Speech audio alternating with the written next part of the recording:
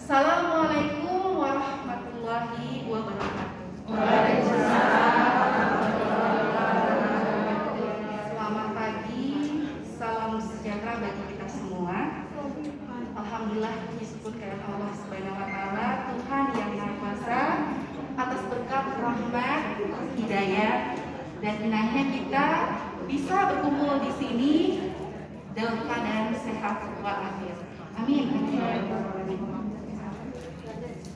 Yang saya hormati Ibu Wali Kota Depok, Ibu Hajah Eli Farida.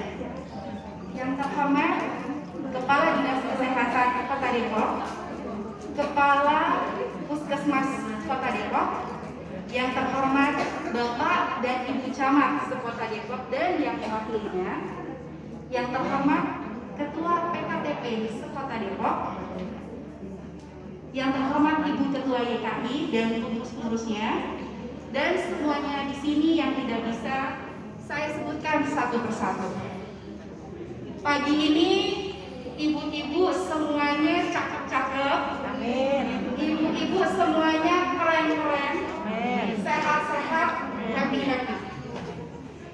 Tadi saya lihat banyak sekali pantun, saya juga nggak mau kalah, saya juga mau pantun. Boleh pantun ibu-ibu?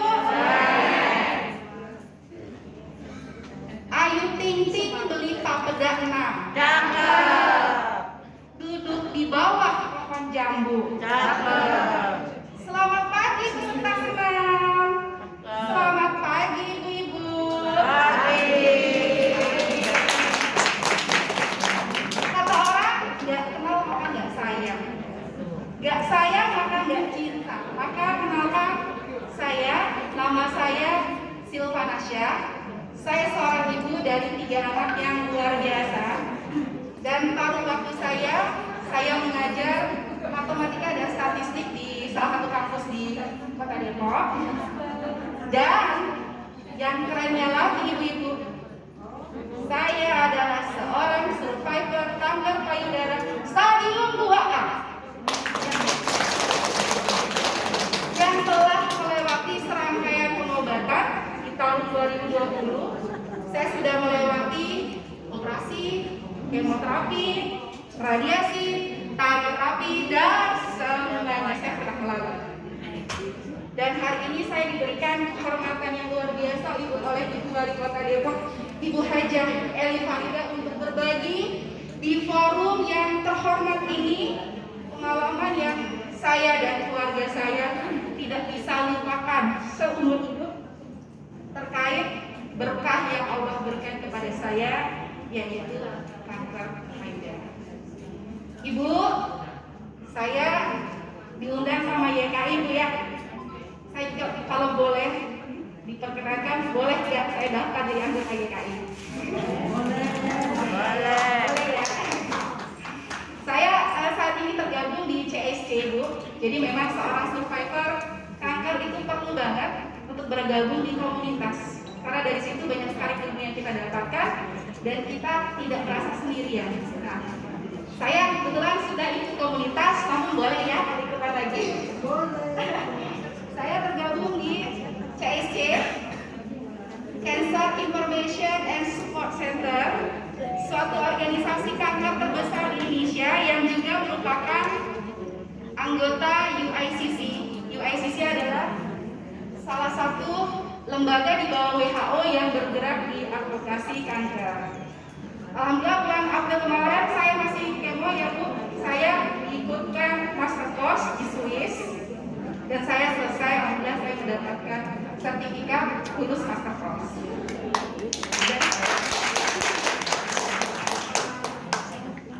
Nah, saya yakin YKI dan CESC sudah memperjuangkan hak-hak kita sebagai pasien kanker, dan alhamdulillah CSC telah memperjuangkan agar 2030 Indonesia bebas dari kanker serviks.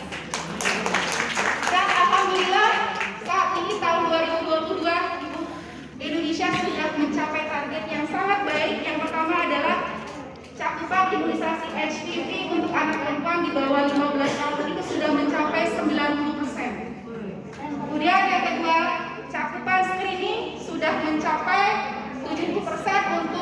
via tes ibu ya. Dan yang ketiga adalah untuk cakupan screening kanker serviks sudah mencapai 90%. Nah, ibu-ibu, alhamdulillah karena kepedulian Ibu dan Bapak Wali Kota Depok beserta jajarannya, di Depok ini sudah juga memiliki program imunisasi yang sangat bagus dalam rangka pencegahan kanker serviks. Dan sekali lagi kita ucapkan terima kasih kepada Ibu Ali Farida yang sangat peduli terhadap pencegahan dini kanker. Sekali lagi ibu-ibu, mohon bantuannya. Kita beri tangan kepada Ibu Ali Farida. Baik, ibu-ibu, izinkan saya bercerita sedikit mengenai pengalaman saya. Saya adalah seorang wanita aktif. Saya menjalani pola hidup sehat, ibu-ibu. Saya makan makanan yang berimbang. Saya mengikuti kegiatan-kegiatan yang positif. Dan saya normal-normal aja. Tapi tahun 2019 ada benjolan saya rasakan di payudara kanan saya. Dan usia berapa, Bu? saya usia 40 tahun waktu itu, Bu. Saya kelahiran tahun 1980. Jadi tahun 2019 akhir menjelang 40 waktu itu. Nah, jadi awalnya saya biarkan Bu itu benjolan. Sudahlah kali kista atau enggak apa-apa. Tapi lama-kelamaan Bu, benjolan itu nggak hilang-hilang, semakin membesar dan membuat saya nggak nyaman. Akhirnya mendekati bulan-bulan Desember 2019, saya periksakan ini di Rumah Sakit Hermina. Di situ sudah, kita alhamdulillah ya Bu, di Depok itu sudah lengkap Bu semua. Jadi nggak usah jauh-jauh kemana-mana. Di Depok sudah banyak Bu untuk pengobatan kanker. Ya, jadi pada saat itu saya di USG Mamai Bu, dan dokter menyampaikan bahwasanya ini ganas. Dua gitu kan, kayak mimpi di siang bolong. Siapa yang bisa nyangka kalau saya divonis kanker? Keluarga saya yang menyayangi saya pun juga sedih dengan kenyataan semacam ini. Rasanya saya pengen marah. Why me? Kenapa? Kenapa saya? Saya yang makan yang seimbang. Mohon maaf saya jarang jajan. Tapi kenapa saya? Saya menyangkal, saya marah, saya menawar, saya depresi Bu. Sama Allah saya bilang, ya Allah, kalau diberi cobaan saya sebenarnya siap ya. Tetapi nggak cobaan yang sebesar ini, nggak sanggup saya rasanya. Dan pada dokter yang memeriksa saya pada saat itu saya sampaikan, dok, saya nggak mau benjolan ini ada dalam tubuh saya. Saya pengen ini dikeluarkan dari tubuh saya. Dan akhirnya sekitar seminggu kemudian saya dibiopsi, ibu-ibu. Saya dibiopsi dan hasilnya biopsi saya itu adalah PR positif dengan triple HER2 positif. Jadi namanya itu adalah triple positif. Jadi PR positif, HER2 positif. Dan buruknya lagi, saya udah masuk ke grade 2. Jadi saya stadium 2A dan grade 2. Nah, divonis kanker ibu-ibu itu tentu saja membuat gundah gulana. Dan kami mengumpulkan informasi sebanyak mungkin mengenai kanker. Nah, selain itu saya juga mengikuti pengobatan alternatif Bu, dengan minum ramuan-ramuan herbal dan juga saya memantang makanan tertentu. Nah, karena memantang gitu ya Bu ya, itu membuat saya lemas, membuat saya tidak semangat. Akhirnya saya balik lagi ke klinik alternatif dan saya menyampaikan bahwasanya saya nggak nyaman, lemes gitu. Dan satu lagi yang membuat mereka kaget adalah saya ngakuin ke mereka, saya jujur kepada mereka, saya jujur kepada terapis kalau saya sudah dibiopsi. Nah, pendengar saya sudah dibiopsi, terapis itu kaget. Kok bisa Bu dibiopsi? Mereka kaget dan juga mereka kecewa. Kenapa mereka kecewa? Karena menurut mereka di biopsi itu sama saja mengaktifkan sel kankernya. Sama saja menurut mereka itu membangunkan singa yang tidur. Jadi sudah Bu, Ibu sudah parah gitu. Di biopsi, dicolek, disobek katanya kalau biopsi itu kankernya bakal ngamuk. Dan mereka give up terima saya. Akhirnya saya totally tidak ke alternatif. Jadi saya totally saja putuskan saja saya ke medis. Nah, perjalanan saya mencari medis pun juga panjang. Jadi tidak hanya 1, 2, 3 dokter, namun saya ke beberapa dokter onkolog. Kenapa? Karena untuk mencari chemistry. Karena dokter itu tidak hanya yang cerdas ya Bu, tidak saja yang hanya update, tapi yang paling penting adalah yang punya chemistry sama kita, yang bisa berkomunikasi dengan baik. Kenapa? Karena penyakit kanker ini adalah penyakit tidak hanya penyakit fisik, tapi juga penyakit psikis. Dan kanker ini tidak berobatnya tidak hanya hitungan hari atau bulan, tapi bertahun-tahun, bisa seumur hidup bahkan. Betul ya? Nah, seperti itu. Nah, kepada dokter yang sudah cocok itu saya sampaikan. Alhamdulillah saya dapat dokter yang cocok, saya sampaikan kepada dia terkait saya ditolak di klinik alternatif karena saya biopsi. Nah, dokter itu tertawa dan akhirnya dengan tegas dia sampaikan, menurut penelitian, jika teknik biopsi itu dilakukan dengan tepat, tidak betul biopsi itu membangunkan singa yang sedang tidur. Tidak benar. Menurut penelitian, jika sel kankernya jinak, di biopsi pun akan tetap jinak. Tetapi jika sel kankernya sudah ganas, ya di biopsi pun juga sama, tetap ganas. Kemudian, di sekedar pengetahuan ya Bu buat ibu-ibu. Jadi kanker payudara itu punya 4 tipe jenis ya. Ada yang namanya luminal A, ada yang namanya luminal B, ada yang namanya HER positif, dan ada juga yang namanya triple negatif. Jadi ibu-ibu, kalau ibu-ibu tidak memeriksakan ke medis, bagaimana ibu tahu tipe jenis kanker ibu?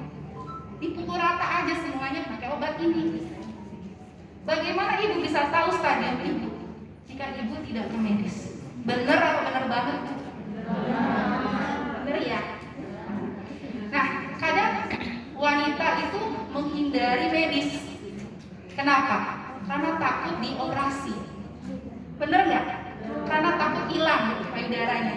Percayalah Bu, operasi itu nggak seberapa dengan di kemo. Saya udah ngerasain di kemo kayak apa. Namun nggak usah takut Bu ya. Sekarang itu, ya mungkin saya pernah punya penyakit bawaan, jadi saya kemonya memang drop waktu itu. Tapi tidak selalu drop. Dan juga ada teman saya yang kuat di kemo.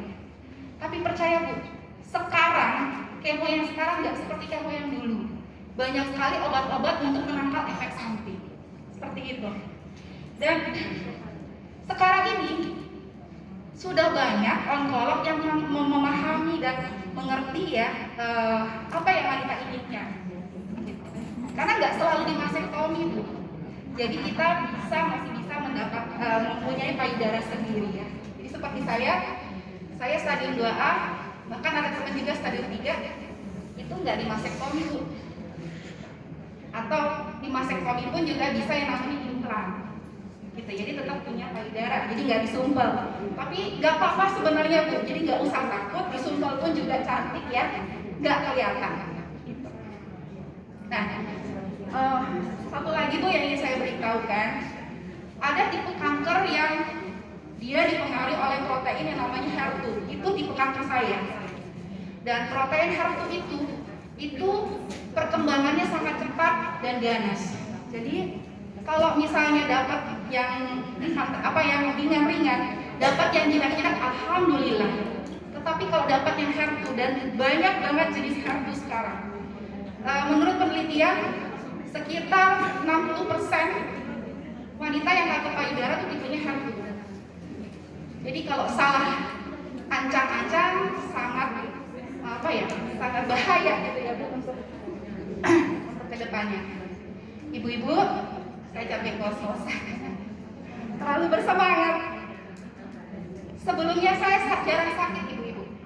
Sakit pun juga karena saya melahirkan. Jadi saya nggak pernah punya penyakit yang membuat saya sakit sangat signifikan lah gitu. Nggak pernah. Sakitnya paling pusing-pusing aja dan juga melahirkan. Tapi Bu, Masya Allah, sekali dikasih sakit, kanker Bu. Ganas gula ya.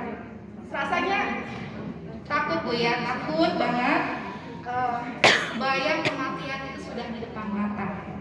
Saya rasanya nggak siap Bu ya, nggak siap untuk nyongsong ke sana dan merasa bekal saya masih sangat sedikit untuk itu. Setiap hari saya dan suami menangis, merasa perpisahan kita semakin dekat pada saat itu. Dan seiring waktu berjalan, seperti didekatkan oleh Allah, kami kembali lagi mengaji. Kami pun juga didekatkan oleh teman-teman yang tulus mengajar kami ke agama.